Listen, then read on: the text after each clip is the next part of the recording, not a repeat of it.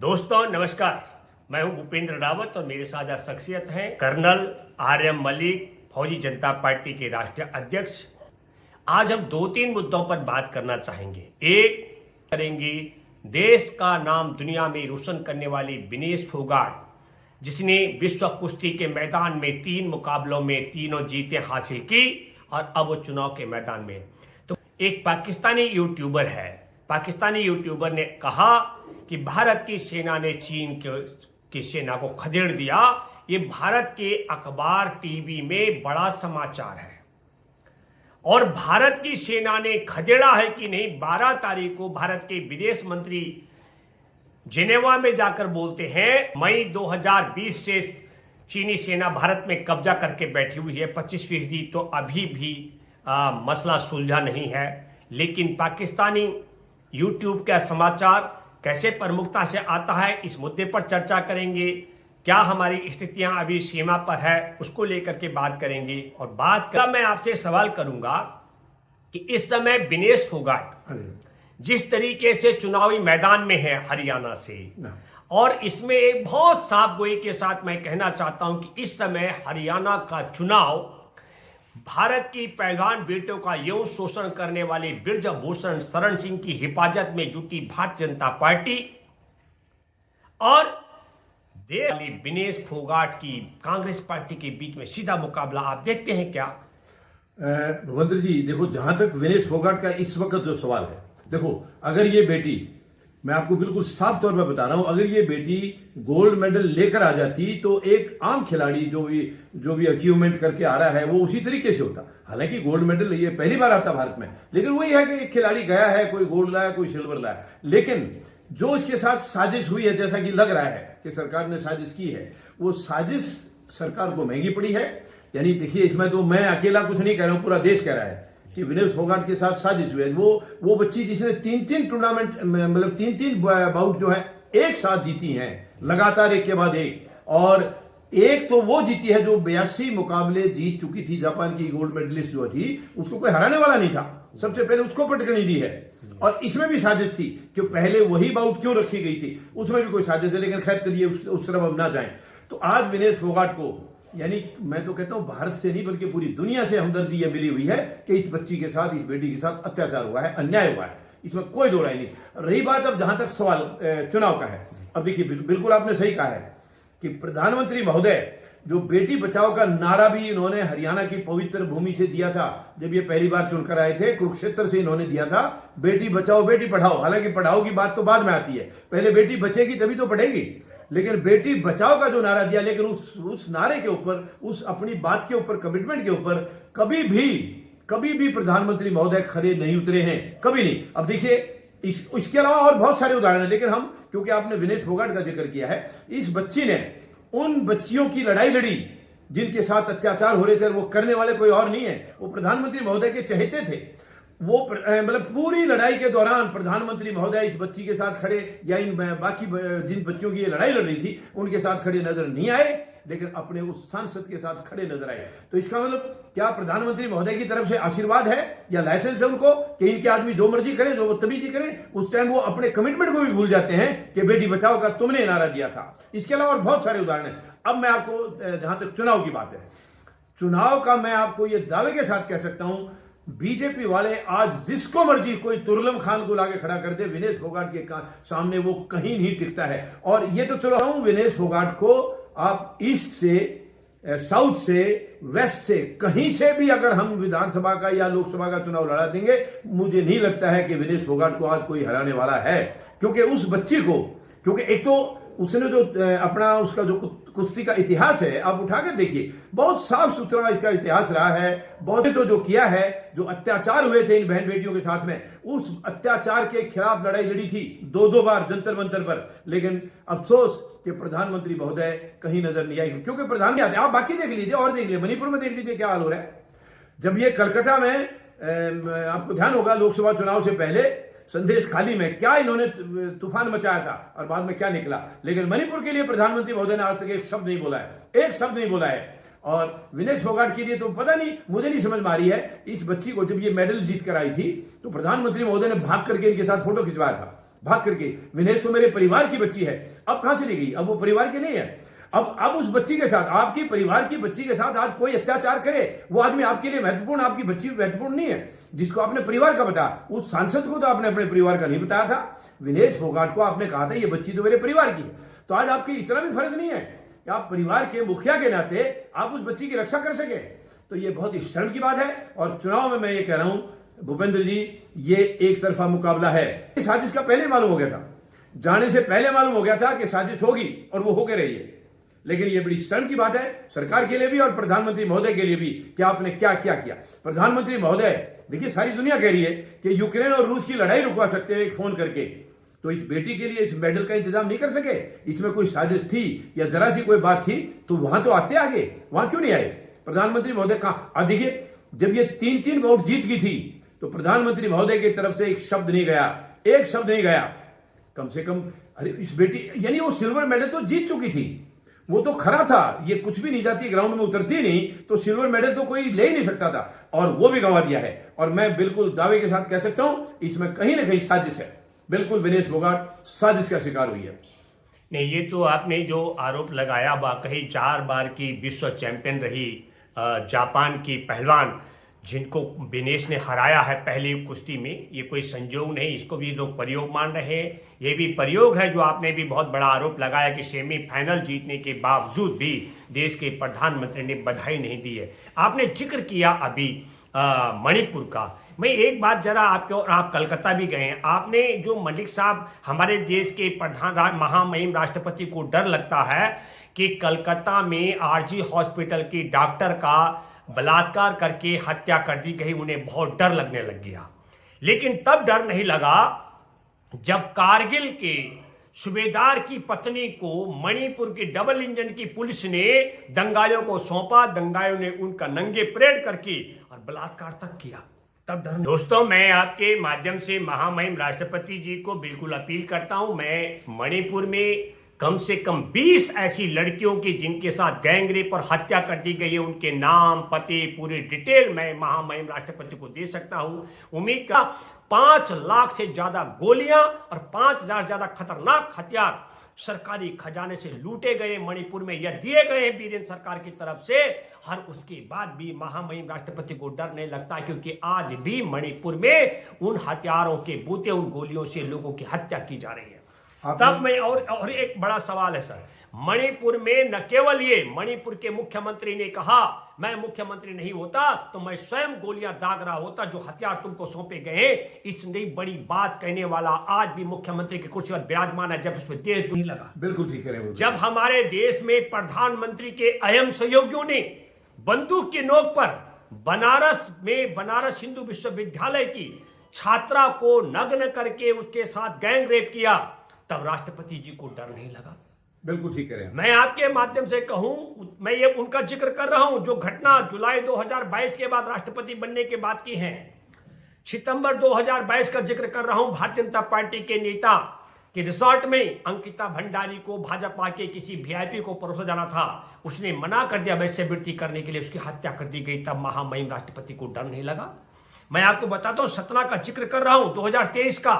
एक मंदिर के 2 ट्रस्टियों ने 12 साल की मासूम के साथ बलात्कार किया, जगह जगह दांतों से काटा उसको, तब हमारे देश के महामहिम राष्ट्रपति को डर नहीं लगा।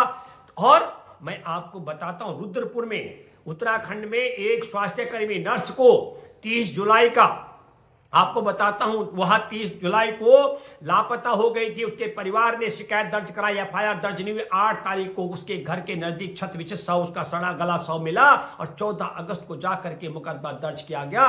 तब हमारे देश के राष्ट्रपति को डर नहीं लगा। आपको मालूम होगा कि जुलाई 2022 में राष्ट्रपति बनने के बाद अगस्त 2022 का जिक्र कर रहा हूं, बिल्किस बानो के दरिंदे बलात्कारी हत्यारों को, उसकी मासूम बच्ची की भी हत्या कर दी गई थी, परिजनों की हत्या कर दी गई थी, पूरे परिवार के महिलाओं के साथ बलात्कार किया गया था, उन्हें तब महामहिम राष्ट्रपति को डर नहीं लगता है। तो आज हमारा देश कहां चला गया? हमारे देश के सैनिकों का मैं जिक्र करना चाहता हूं साहब आपके साथ माध्यम से। गलवान में 15 जून 2020 का जिक्र कर रहा हूं, 20 निहत्थे जवानों को चीनी सैनिकों ने पीट पीट कर हत्या कर दी थी और 76 को अधमरा कर दिया था। उनमें से एक और जवान की शहादत हो गई है। और भारत के प्रधानमंत्री ने बोला न कोई घुसा है, न घुसाया, न हमारी सीमा पे किसी का कब्जा, जबकि हमारे देश में अधमरे सैनिक हॉस्पिटल में तड़प रहे थे और जो शहादत दे चुके थे उनकी चिताएं जल रही थी और प्रधानमंत्री इतना बड़ा झूठ बोल रहे थे। तो हम ये कह रहे हैं कि जो डरने का तरीका है, मैं एक बड़ा अहम सवाल आपसे इसलिए कर रहा हूं क्योंकि आपने मणिपुर को छुआ। महिम राष्ट्रपति को डर नहीं लगता है, ये मुझे बताइए कि राष्ट्रपति जी का डर सिर्फ तब लगता है कि जब डॉक्टर के साथ ऐसा हो, और डॉक्टर के अलावा फौजाइन से लेकर कॉलेज में पढ़ने वाले लड़कियों से लेकर नर्स से लेकर तमाम के साथ में कुछ हो जाए, या एक राज्य का मुख्यमंत्री नरसंहार की बात करता हो, या हजारों हथियार और लाखों गोलियां चोरी हो, मानी लूटी गई हो, तब डर नहीं लगता। इसका कारण क्या समझते हैं आप? भूपेंद्र जी, ये बड़ी दुखद है। हालांकि देखिए, हमारे जो सरकार का जो ढांचा है उसमें राष्ट्रपति महोदय का, महामहिम राष्ट्रपति का कोई रोल नहीं है, लेकिन ये जो इशूज, जो सामाजिक इशूज हैं, आपने जो जितनी गिनवाई हैं, ये एक से एक खतरनाक है। इसमें राष्ट्रपति महोदय का, महामहिम राष्ट्रपति जी का बहुत बड़ा रोल है और उनको सरकार को कटघरे में खड़ा करना चाहिए था। नाव से जो सामने आया है उससे तो यही लग रहा है कि सरकार जब कहलवाना चाहे तब वो कहेंगी और सरकार ना कहलवाना चाहे तो वो नहीं कहेंगी। पहली नागरिक हैं, लेकिन बिल्कुल आपने सही कहा, ये इतनी सारी घटनाएं आपने जो गिनवाई हैं, उस टाइम इनका एक शब्द भी इनके मुंह से नहीं निकला है और अब निकला है। तो इसका मतलब यही हो गया कि सरकार ने जब चाहा तब उन्होंने कह दिया और जब सरकार ने नहीं चाहा तो नहीं कहा, जो कि दुखद है। या इसका ये मतलब तो नहीं है कहीं कि जैसे मध्य प्रदेश में मासूम 12 साल की मासूम के साथ में गैंग रेप करने वाले भाजपा की सरकार वहां है, मणिपुर का जो घटनाक्रम है भाजपा की सरकार वहां है, बनारस हिंदू विश्वविद्यालय के छात्र के साथ में गैंग रेप नग्न करके बंदूक की नोक पर वहां भाजपा की सरकार है, और उत्तराखंड में अभी जो नर्स की हत्या और बलात्कार का मामला है वहां भाजपा की सरकार है। तो क्या राष्ट्रपति जी का दायित्व तो यह बनता है कि जहां भाजपा की सरकार नहीं है वहां के मामले में वो डर और दुख व्यक्त करें, और जहां भाजपा की सरकार है वहां महिलाओं पर अत्याचार, बलात्कार, हत्या पर वो मौन लगा दें? ये न्याय संगत लगता है? ये तो भूपेंद्र जी बिल्कुल आपने एकदम से सही कहा है। ये तो वही लग रहा है, क्योंकि आवाज जहां उन्होंने उठाई है वहां इनकी सरकार नहीं है, और जहां जहां इनकी सरकार वहां के लिए महामहिम जी ने कोई कुछ कहा नहीं। क्या कर्नल साहब आप एक अपील करेंगे हमारे देश के महामहिम बनारस हिंदू विश्वविद्यालय की छात्रा के गैंग रेप के मणिपुर की घटना को मुख्यमंत्री को वहां से हटाएं, जेल में डालने का काम करें, चाहे उत्तराखंड की नर्स की हत्या बलात्कार के मामले में उन्हें भर्त्सना करनी चाहिए, जो मणिपुर में फौजाइन को नंगा करके बलात्कार करके घुमाया गया उसको लेकर के भर्त्सना करनी चाहिए कि नहीं करनी चाहिए? बिल्कुल भूपेंद्र जी आपने सही कहा है। महामहिम राष्ट्रपति जी को तुरंत, महिम क्योंकि सर्वोच्च पद पर हैं, वो देश की सर्वोच्च मतलब सबसे प्रथम नागरिक हैं, ये उनका फर्ज बनता है, क्योंकि राष्ट्रपति किसी पार्टी के नहीं है। हालांकि प्रधानमंत्री भी किसी पार्टी का नहीं होता है, लेकिन हमारे प्रधानमंत्री महोदय, दुख की बात है कि वो केवल बीजेपी के होकर रह गए हैं। ये हमारे लिए बहुत ही पीड़ा की बात है। प्रधानमंत्री देश का होता है, लेकिन ये देश का प्रधानमंत्री होने का इन्होंने कभी भी ये दिखाया नहीं है। तो महामंत्रियों के साथ अत्याचार हुए, घोर अत्याचार, और जहां या तो इनके राज्यों में हुआ है या इनके खुद नेता उसमें इन्वॉल्व हैं, पूरी तरह से इन्वॉल्व हैं, तो वहां महामहिम जी ने एक शब्द भी आज तक नहीं बोला। तो मैं उम्मीद लगाऊंगा, अपील करूंगा महामहिम से, राष्ट्रपति जी जबकि वो खुद महिला हैं, महामहिम राष्ट्रपति जी खुद महिला हैं, तो कम से कम उनको महिलाओं की पीड़ा तो समझना चाहिए। आपने बिल्कुल सही कहा था अपने मणिपुर के बारे में। जो हमारे भूतपूर्व सैनिक हैं उन्होंने खुद बयान दिया है कि देखिए, देश की रक्षा तो मैंने कर दी, दुश्मन से तो देश को बचा लिया, लेकिन अपनी पत्नी की रक्षा मैं नहीं कर सका। ये भूपेंद्र जी हम लोगों के लिए कितनी शर्म की बात है। हमारा सर शर्म से नीचे झुक रहा है जब वो ये सवाल कर रहे हैं कि मैं अपनी पत्नी को नहीं बचा सका। तो इससे ज्यादा दुखद, और इसका जवाब दे सीधा मैं समझता हूं प्रधानमंत्री महोदय इसके जिम्मेवार है या उनके गृहमंत्री जिम्मेवार हैं, और वो तो एक ही बात है, वो दोनों एक ही हैं। ये उनकी जिम्मेवारी थी। यानी आज 1.5 साल के करीब से मणिपुर जल रहा है, इनको वहां की फिक्र है, रूस और यूक्रेन की फिक्र है, अपने देश की फिक्र नहीं है। और मैं एक और महत्वपूर्ण बात अभी कर्नल साहब से पूछना चाहूंगा कि एक पाकिस्तानी यूट्यूब चैनल है, ये चैनल है रियल एंटरटेनमेंट, ये मैं आपको दिखा रहा हूं। इसने एक समाचार, इसने एक यूट्यूब में बताया कि भारत ने चीनी सेना को खदेड़ा, और इसने जब ये कहा कि भारत ने चीनी सेना को खदेड़ा तो भारत के अखबार और टेलीविजन और एबीपी ने तो प्रमुखता से छापा, जबकि हमारे देश के विदेश मंत्री डॉक्टर जयशंकर जिनेवा में कहते हैं 12 सितंबर को कि अभी भी 25% जो मसले हैं वो कायम है। मैं आपके माध्यम से बहुत गंभीरता से कहना चाहता हूं कि लद्दाख के बड़े हिस्से में चीन ने कब्जा कर लिया, डोकलाम से लेकर के बड़े हिस्से पर चीन का कब्जा है, और आप तो रहे भी हैं, आपने पूरा सीमा को देखा होगा। हम एक सवाल और करना चाहते हैं कि क्या भारत का मीडिया, भारत की सेना के कमांडर जो है वो 22 बार से ज्यादा, मई 2020 से मैं जिक्र कर रहा हूं आज तक, वो चर्चा कर चुके हैं, चीन के कमांडरों से हाथ जोड़ रहे हैं, गिड़गिड़ा रहे हैं। मैं ये शब्द कहूंगा कि भाई आप हमारी जमीन छोड़कर वापस चले जाओ। हमारे जो पेट्रोलिंग पॉइंट थे उनमें से 2 दर्जन ज्यादा पेट्रोलिंग पॉइंट से पीछे हट गई है भारत की सेना, और पाकिस्तानी यूट्यूब दिखाता है तो हमारे यहां सुर्खियों में बन जाता है। तो क्या पाकिस्तानी यूट्यूबर के साथ में भी उसी प्रकार की सेटिंग तो नहीं है जिस प्रकार आतंकवाद भी भारत में इच्छाधारी नाग हो गया आरएसएस बीजेपी का। जब आरएसएस बीजेपी चाहती है तब पाकिस्तानी आतंकवादी घुसपैठ करके बम और गोले दागते हैं, हत्याएं करते हैं, और जब ये चाहते हैं तो आतंकवाद रुक जाता है। इसी प्रकार क्या यूट्यूबर के माध्यम से जो भारत की जमीन पर कब्जा हो रखा है उस कब्जे को ये कब्जा मुक्त बताने की बात करते हैं, क्योंकि बहुत अफसोस की बात है, एक ही समाचार पाकिस्तानी यूट्यूबर का भी और हमारे देश में डॉक्टर जयशंकर का 12 तारीख का जेनेवा में दिया गया बयान भी कि अभी भी 25% जो विवाद है वो सुलझा नहीं है। मई 2020 से चीनी सेना काबिज है हमारे बॉर्डर के अंदर तक। तो इस पर क्या कहेंगे आप? भूपेंद्र जी, ये देखिए, एक तो मैं आपको बता दूं 77 साल में हालांकि पूरी तरह से जवाबदेह सरकार तो हमें आज तक नहीं मिली है, लेकिन वर्तमान में जो 10 साल पूरे करके तीसरी बार चुन के आई है, ये सरकार सबसे निकम्मी साबित हुई है, अनरिलायबल साबित हुई है। इनकी किसी भी बात का भरोसा करना बहुत ही मुश्किल है, क्योंकि आज तक इन्होंने जो कहा है वो कभी किया नहीं, और जो नहीं कहा है वो करते आ रहे हैं। यानी अब आप देखिए, जब ये 20 जवान हमारे शहीद हो गए थे, उस वक्त प्रधानमंत्री महोदय खुद कह रहे थे कि ना 1 इंच जमीन में कोई घुसा है ना कोई घुसाया है। और मैं भूपेंद्र जी आपको बताऊं, मैंने उस वक्त मेमोरेंडम भेजा था महामहिम राष्ट्रपति जी को, प्रधानमंत्री महोदय को, गृह मंत्री को, रक्षा मंत्री को, मैंने सब जगह भेजा था, और उनके जवाब आए हैं। एक बार नहीं, कई बार जवाब आए हैं, लेकिन वो तसल्ली बख्श जवाब नहीं थे। मैंने उनको ये दिखाया था, प्रधानमंत्री महोदय ये बैठा हुआ है चीन, आप कह रहे हैं कि 1 इंच में भी कोई घुसाया नहीं है, ये मैंने उनको दिखाया है, उसके अंदर पूरा लिंक भेजा है।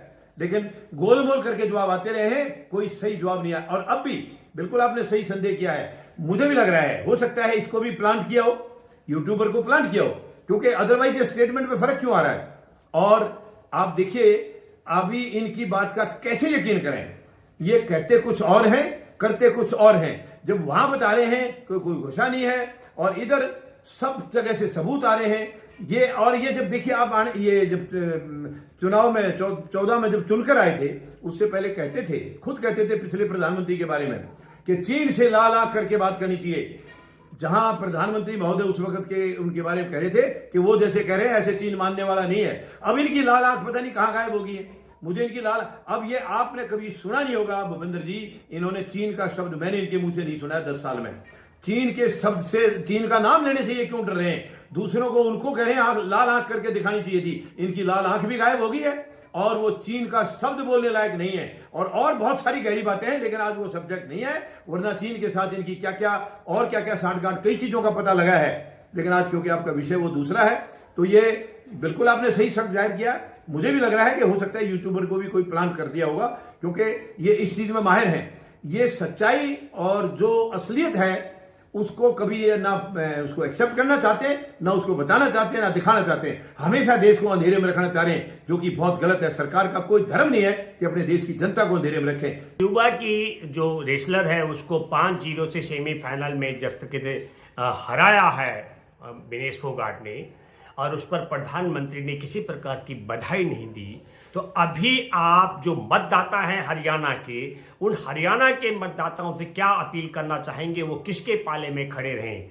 क्या वहां पहलवान बेटियों का यौन शोषण करने वाले ब्रजभूषण शरण सिंह और उसकी मदद करने वाली भाजपा के साथ खड़े रहें, या इसको हराने के लिए विनेश फोगाट के पाले में खड़े रहें? भूपेंद्र जी, मैं साफ तौर पर कहना चाहूंगा, मैं पार्टी से मुझे कोई लेना देना नहीं है। कौन बीजेपी से लड़ रहा है, कौन कांग्रेस से लड़ रहा है, विनेश कांग्रेस से लड़ रही है, मुझसे कोई मतलब नहीं। मैं केवल ये कहना चाहूंगा कि विनेश हमारी बेटी, जिसने देश का नाम रोशन किया है, और वो रोशन किया है कि मैं मतलब सीना चौड़ा हो गया जब जाके 5 बार की गोल्ड मेडलिस्ट और 82 मुकाबले में कभी हारी नहीं है, जब उस पहलवान को हराया, जो कि मेरे ख्याल से सरकारों ने तो इसका, खुद प्रधानमंत्री महोदय को भी ये उम्मीद नहीं थी कि ये बच्ची ऐसा करिश्मा करेंगी, लेकिन वो करके दिखाया है।